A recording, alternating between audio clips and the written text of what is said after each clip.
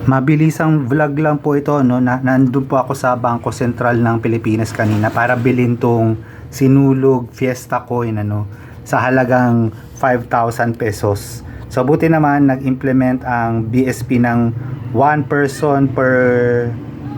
coin per person na purchase, no, para maiwasan naman yung pag-hoard. Ito po yung isang side ng coin, nakalagay Sinulog 100 pesos.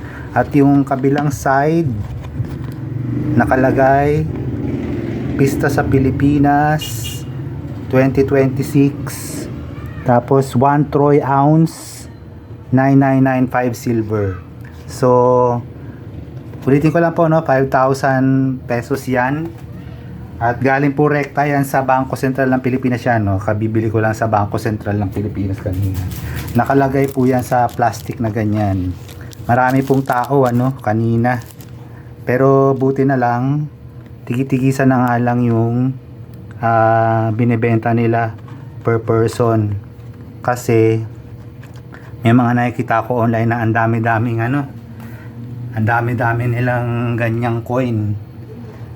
Eh paano naman yung mga iba na ano, 'di ba? Na limited yung budget at pang isa lang. Syempre, naintindihan naman natin na wala namang masamang ano, no, na magkaroon ng konting profit. Pero yung sobra-sobra naman, 'di ba? Grabe naman yung may nakikita ako, parang halos 100% markup na yung ano. Sobra na 'yon. Kahit na sabihin, edi wag kang mag-collect. Eh, paano kung wala na nga nag-collect? Yung mga hinoard nyo, sino ang bibili niyan? Hindi ba?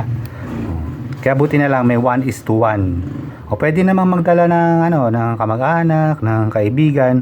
Okay lang 'yon, 'di ba? At least may warm body, wala namang problema doon.